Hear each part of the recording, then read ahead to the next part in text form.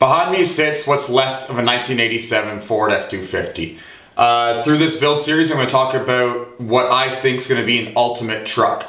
I don't mean an ultimate trail getter, I don't mean an ultimate trail rig or towing rig. I mean the ultimate truck. Something that I can go camping with, something I can hit some pretty hardcore off-road trails with, something I can tow a car with, and have all of that sitting in one truck. So I don't have to build a Jeep, I don't have to build a tow rig. I want all of that in one truck. We'll talk about what I've done with the back half here. We're going to talk about the LS swap and the NV 4500 5-speed that I'm going to swap into it. The modifications I'm going to have to make to the fenders, the coil sprung front end, the airbag and leaf sprung rear end. We're going to talk about all of that and hopefully build this thing before the end of September. Now with this pandemic, the original plan for this truck was last year. I wanted to build this truck and go to the Baja 1000, chase that. It's expensive. So we're gonna try to do it this year, but there's a pandemic going on. So deadline's still a deadline. We're gonna get this thing done. Hopefully you guys can stick around for all of it. I'm gonna try to make these videos short. Too many build and YouTube car guys, they make these 20-minute videos. I'm trying to cut that in half. I skip half those videos anyways. I'm gonna try to keep these right around that 10-minute mark and get as much content as I can in those 10 minutes. I'm already doing it now. I'm going to ramble a bit. So if the videos seem a little cut and spliced, it's just because I talk so much. So we're going to try to work on that and then and get this F250 built in time for October. Yeah. If you're familiar with the OBS body style trucks, this truck shares the same frame as those. They're a C-channel frame, generally they're 3/16 thick. They flex a lot. Those apparently designed by Ford to flex, to give the suspension a little give, I guess. Because we're redesigning and rebuilding all the suspension components in this, I don't want any frame flex. I want a nice, strong frame that I can mount everything to and that will hold all the components and all the weight that this truck's gonna end up having to deal with. So I boxed the rear half. We cut about a foot off the cab, and this is all 6x2 by quarter wall rectangle tube.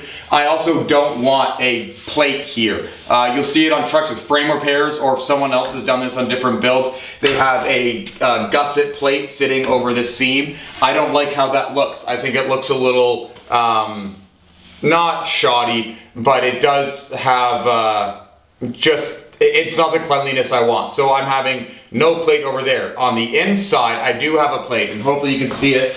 Get out of the way here. Hopefully you can see it on this side. I do have a plate gusseted here on the inside. Now the intention today is to close off this square tube with the other plate. And then when we box all of this in, we're going to put another plate covering all of this, so we get all the strength back that we would have lost when we cut this frame in half. So that'll be the plan for today, is to get this frame completely ready, and then we'll work on the rear suspension, get some of the parts ready for that, maybe throw the axle under it by the end of the half a week. Hopefully by Wednesday. It's Monday today. Hopefully by Wednesday we can get the axle under it. And kind of eyeball where we're going to put all our mounts and everything. So that's the plan for today. Stick around, should be pretty quick. Okay, so these here are the pieces that we've cut out of the frame to put that gusset in. So all I'm going to do to prep these to go back in the frame is I'm going to clean these edges up, add a little bevel to all the corners on both plates. What that'll allow me to do is when I weld it back in, it'll give me a little more coverage and a little more penetration when these go back in. So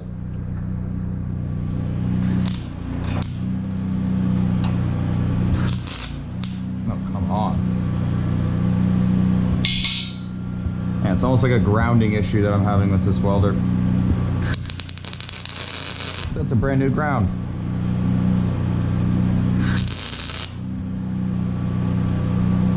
Alright, so that's there. That's there. I don't have a hammer. Where's my makeshift hammer? Ah, your hammer.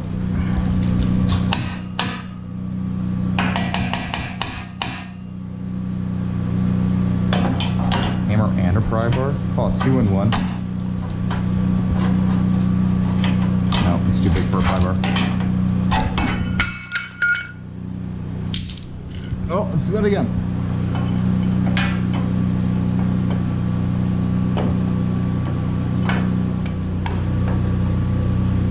Oh man, who cut that?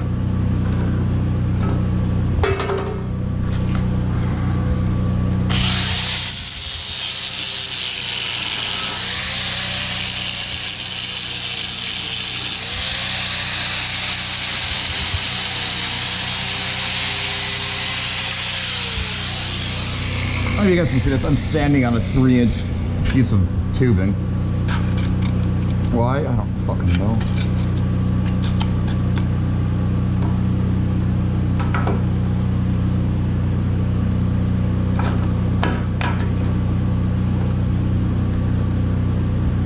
God, that fits like poo.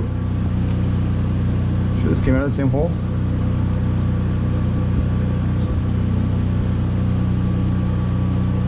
The stupid thing about this is I can't blame someone else for this not fitting. It's 100% mine. All right, wash your eyes. Yeah. Ow. Okay, so you can see here that I've now plated this off. That was still hot. I've plated this off now. So the square tube is officially not boxed in because I can still get back there. But we have our gusset on the inside. We have this back beveled, welded. And this is ground flush because I'm going to add another plate. I'm going to trim this down and add another plate to cover probably to about here so we get coverage past this seam. So we have our plate here, this is back, and then we're going to have another plate covering all that. That I really hope is more than enough to give us the strength from seaming these together.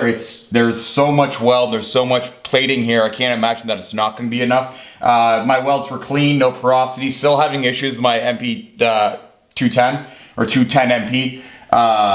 Still having issues with that. I'm hoping that I can diagnose that pretty soon. For now, we're pretty good. I finished welding the bottom of this. If people are wondering if water comes in, what's to stop it from rusting and pulling out? I have two ideas on how I'm going to remedy that. I know for sure I'm going to box this so there's no way water can come in through this normal channel. And I'm also thinking of either putting in oil, literally pouring oil, or pouring a rust paint or primer, and then applying air to send it all the way back, and do that to both sides. So I can get this thing, at least the bottom of it, filled with primer or paint, and that'll allow some rust protection. I can't imagine for how long this truck's an 87. This is 3/16. We haven't really lost much material off the 3/16. So I can't imagine that what I plan on doing with this is going to have any adverse effects, especially if I do the oil coating or if I do the paint coating. Everything that's getting mounted to this is either going to get rib nutted or welded permanently, so I'm not worried about water going through access holes like we have in the frame itself. All those are getting plugged, and there won't be any on the new this new section of the frame, so I'm not worried about it that way. I am curious, but I think we'll be just fine. We'll see 10 years from now if the truck starts to fall in half, then we know. Until then, that's all we got for this today. Next video is already done. Just a short video on the shackles and the shackle hangers. And then after that will be the axle. And hopefully all that'll be done by this weekend. All right, guys, see you later.